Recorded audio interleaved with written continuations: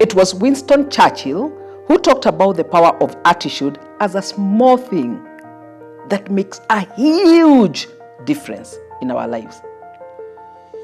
He said that attitude is a little thing that makes a big difference. What then is attitude? And why does it make such a big difference in our lives? Simply put, attitude is a way of thinking or feeling. And as Henry Ford said, whether you think you can or you think you can't, you're right. Because your thinking or attitude will determine your outcomes. Attitude will make a big difference in the results you get in whatever it is you are doing. I like how Ralph Marston said that excellence is not a skill. It's your attitude that makes you want to deliver to an excellent standard. If you have the right attitude towards something, then you have a chance to work towards excellence in that thing. And Albert Einstein put it this way: weakness of attitude becomes weakness of character. Attitudes also impact our relationships with others in a big way.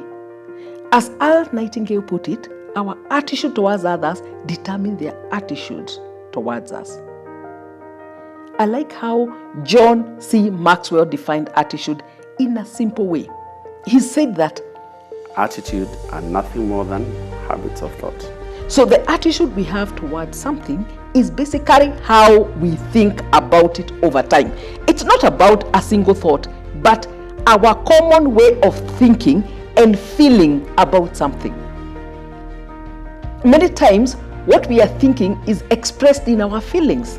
If you think positively about something, you will tend to feel good about it. And the opposite is also true. For instance, when you think bad thoughts about a person, you will feel bad when in the presence of that person. Let's consider the example of money, just for illustration purposes.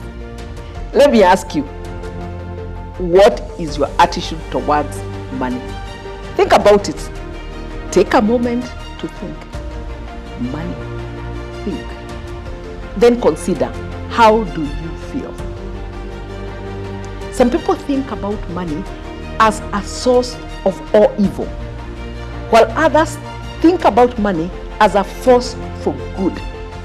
They see it as a means to do good in society or to serve those around them. Some think about money as hard to earn, while others think that money is easy to earn.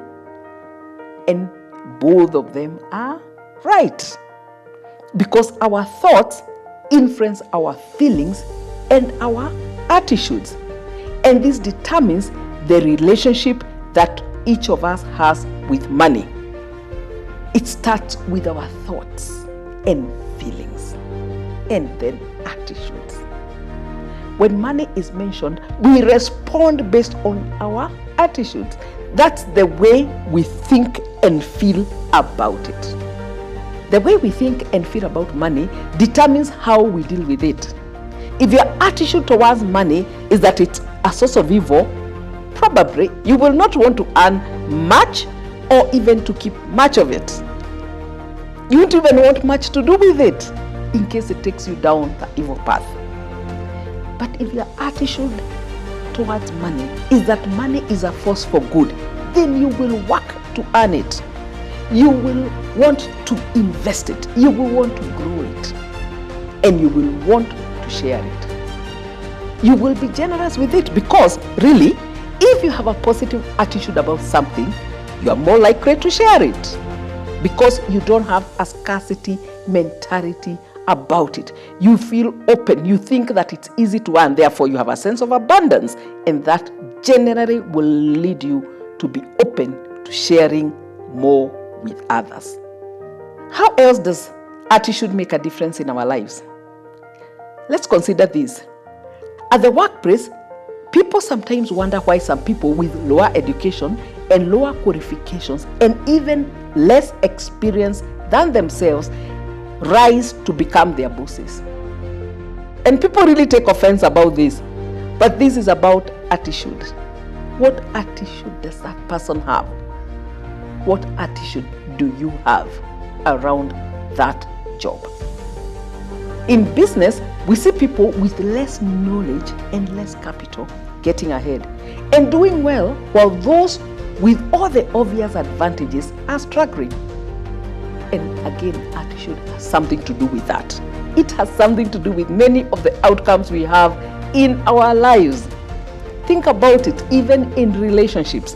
Sometimes we see a man and we don't think he's entitled to win a certain girl, but in reality, he's the one who wins. Not because he has the advantages that are obvious, but because of the attitude he holds.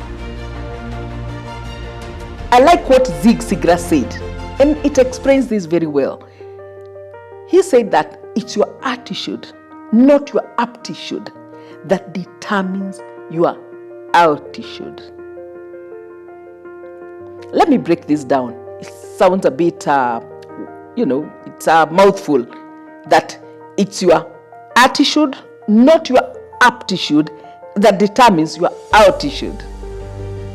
Now, aptitude is skill, talent, capacity, or ability, while altitude refers to rising higher or going to a higher level or performing better, or indeed winning in whatever it is that you're doing. What this means is that it's not your ability, skill, or talent that makes you rise higher or achieve more or win in the workplace, career, relationships, or business, even in politics. No. While these things have a role to play, it's the attitude that a person has that makes the real big difference. Like in politics, we've seen people who didn't even appear like they could ever get into politics and be able to hack it. And they go into politics and they're able to rise higher and higher against all odds, against all expectations, because they have a different attitude. They have the attitude of a winner. Even in the jungle, different animals express different attitudes. The lion is the king of the jungle because of its attitude. Think about the big five of the African jungle. Why is the lion called the king of the jungle? And it is, why is it the king of the jungle? Think about it. The lion is not the tallest animal. It's not the biggest or the heaviest or even the strongest animal in the jungle. Furthermore, it's not even the smartest animal in the jungle. All these powerful gifts were given to other animals. Animals that see themselves as lesser animals than the lion. Yet when the lion appears in any situation or presents itself, as it were, before these other animals that are the tallest, the heaviest, and the biggest, all these animals run away. They take off for dear life. What difference gives the lion such powerful effect? That's a question. The lion has a great attitude. It has an attitude of courage, of confidence, bravery, and leadership. And that's why we call it the king of the jungle. And it is. And that's a power of attitude. That's a power of mindset. The mindset you have, the outlook you have, the views that you hold, the way you think and the way you feel. Because the way you think leads to the way you feel, which leads to the attitude you hold. I believe that the most important decision that we can make every single day is to choose the attitude we want to have about something that matters to us. Whether it is a relationship, whether it is a possession of work, a job, or even whether we are just going through school or doing an exam.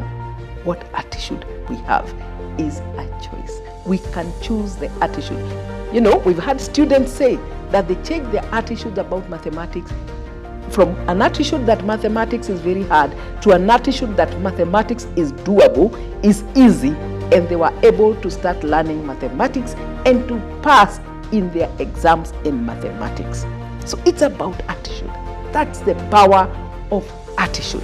That's the power of thinking. That's the power of feeling. And that's the power of attitude. Thank you very much for watching. Do subscribe to my channel for more. And we all need to elevate our mindset at this time.